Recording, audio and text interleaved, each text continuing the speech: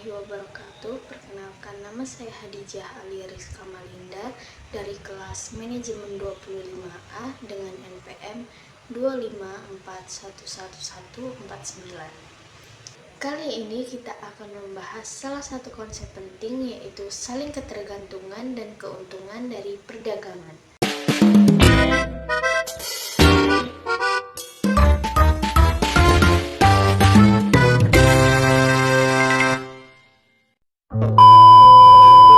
Kenapa Indonesia melakukan perdagangan internasional? Umumnya, setiap negara menjalin hubungan kerjasama dengan negara lain, salah satunya dengan melakukan hubungan dagang. Tapi, kenapa ya negara-negara melakukan perdagangan internasional? Yang pertama, memenuhi kebutuhan suatu negara. Karena tiap negara punya sumber daya yang berbeda-beda, sehingga mereka nggak bisa memenuhi sendiri semua kebutuhan dan keinginan masyarakatnya. Nah, makanya negara itu melakukan perdagangan internasional untuk memenuhi kebutuhan masyarakatnya yang tersedia di negara lain. Yang kedua, memperluas pasar. Perdagangan internasional membuat perusahaan dalam negeri tersebut dapat memenuhi kebutuhan negara lain. Dengan begitu, perusahaan dapat mengoperasikan mesin produksinya secara maksimal. Selanjutnya, menjaga hubungan baik antar negara. Walaupun misalnya sebuah negara mampu memenuhi kebutuhan komoditas dalam negerinya, tapi negara tersebut bisa aja melakukan perdagangan internasional atas komoditas tersebut. Salah satu alasannya ialah untuk menjaga hubungan baik negara tersebut dengan negara tujuan. Nah, itu dia beberapa alasan kenapa Indonesia dan negara lain melakukan perdagangan internasional. Ngomong-ngomong soal perdagangan internasional, Hima Bisnis Internasional 4 bakal ngadain lomba dan webinar tentang perdagangan internasional loh. Dalam kehidupan sehari-hari, tidak ada individu atau negara yang bisa benar-benar hidup secara mandiri. Kita semua saling bergantung satu sama lain untuk memenuhi kebutuhan. Misalnya, kita mungkin tidak menanam padi sendiri, tidak menjahit pakaian sendiri, dan tidak memproduksi ponsel sendiri. Namun, kita bisa menikmati semua itu karena adanya perdagangan. Dengan kata lain, spesialisasi atau pertukaran memungkinkan setiap orang atau negara untuk fokus pada hal yang mereka lakukan dengan efisien, lalu menukar hasilnya dengan orang lain. Mengapa kita butuh perdagangan? Keuntungan ini tidak selalu berarti uang, tetapi juga kemampuan untuk mengonsumsi lebih banyak barang dan jasa daripada kita memproduksinya sendiri. Sebagai contoh sederhana, bayangkan seorang petani dan seorang penjahit. Petani lebih efisien menanam padi, sedangkan penjahit lebih efisien membuat pakaian. Jika mereka saling bertukar hasil kerja, maka keduanya bisa memperoleh lebih banyak padi dan pakaian dibanding jika mereka mencoba melakukan semuanya sendiri.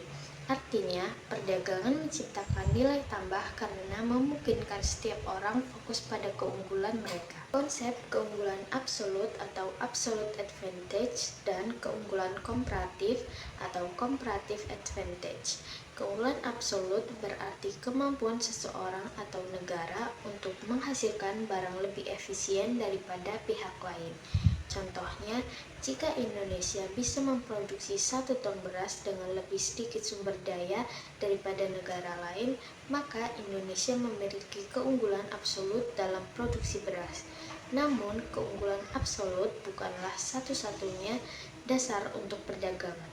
Yang lebih penting adalah keunggulan komparatif, yaitu kemampuan untuk memproduksi barang dengan biaya peluang atau opportunity cost yang lebih rendah. Dampak perdagangan terhadap ekonomi. Perdagangan internasional tidak hanya memberikan keuntungan material, tetapi juga memperluas efisiensi dan produktivitas global.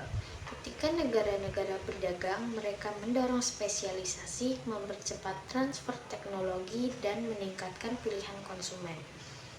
Kita bisa membeli barang-barang dari seluruh dunia dengan harga yang lebih rendah, kualitas yang lebih baik, dan variasi yang lebih banyak. Selain itu, perusahaan lokal juga termotivasi untuk menjadi lebih kompetitif karena adanya persaingan global. Namun, perdagangan bisa menciptakan tantangan baru seperti ketimpangan antar sektor dan perlunya kebijakan penyesuaian. Tetapi secara keseluruhan, manfaat perdagangan jauh lebih besar dibanding biayanya. Makna saling ketergantungan dalam kehidupan modern. Dalam dunia modern, saling ketergantungan terlihat di mana-mana. Mulai dari bahan baku pakaian yang berasal dari satu negara dirakit negara lain dan dijual di pasar global, menggambarkan dunia ini sebagai jaringan ekonomi yang saling terhubung. Artinya, keputusan ekonomi satu pihak dapat mempengaruhi pihak lain di seluruh dunia. Saling ketergantungan bukanlah hal yang buruk, justru menjadi sumber kemakmuran bersama jika dikelola dengan baik. Bentuk saling ketergantungan. Saling ketergantungan dapat terjadi di berbagai tingkat, antara lain antar individu. Contohnya, petani bergantung pada pedagang untuk menjual hasil panennya, sedangkan pedagang bergantung pada petani untuk mendapatkan barang dagangan. Yang kedua, antar daerah. Misalnya, daerah penghasil beras bergantung pada daerah penghasil ikan, sedangkan daerah penghasil ikan membutuhkan beras dari daerah lain. Dan yang terakhir, antar negara. Contohnya, Indonesia bergantung pada Jepang untuk teknologi otomotif, sementara Jepang bergantung pada Indonesia untuk bahan baku industri. Saling ketergantungan ini memperkuat hubungan ekonomi dan menciptakan perdagangan yang saling menguntungkan. Menurut teori ekonomi klasik, perdagangan memberikan banyak keuntungan, baik bagi individu maupun negara. Antara lain, yang pertama, meningkatkan efisiensi produksi. Negara atau individu dapat memfokuskan diri pada produksi barang yang memiliki keunggulan atau spesialisasi sehingga biaya produksi lebih rendah dan hasil lebih banyak. Yang kedua, memperluas konsumsi. Melalui perdagangan, masyarakat dapat menikmati berbagai barang dari luar negeri yang tidak dapat diproduksi di dalam negeri. 3. Mendorong pertumbuhan ekonomi. Perdagangan membuka lapangan kerja baru, meningkatkan pendapatan nasional, dan mempercepat kemajuan industri serta teknologi. Yang keempat, menumbuhkan hubungan antar negara. Dengan adanya ketergantungan ekonomi, hubungan diplomatik antar negara menjadi lebih erat dan stabil. Dan yang kelima, memanfaatkan sumber daya secara optimal. Setiap negara dapat memanfaatkan sumber daya yang dimilikinya untuk menghasilkan barang yang paling efisien, sementara kebutuhan lainnya terpenuhi melalui impor. Jadi, kesimpulan di pembahasan ini adalah saling ketergantungan dan perdagangan memungkinkan kita untuk hidup lebih efisien, menikmati lebih banyak barang dan jasa, serta meningkatkan kesejahteraan bersama.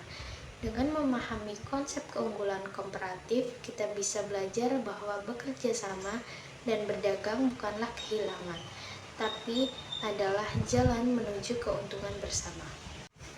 Inilah penjelasan dari saya mengenai materi saling ketergantungan dan keuntungan dari perdagangan yang bisa saya sampaikan. Saya akhiri. Wassalamualaikum warahmatullahi wabarakatuh.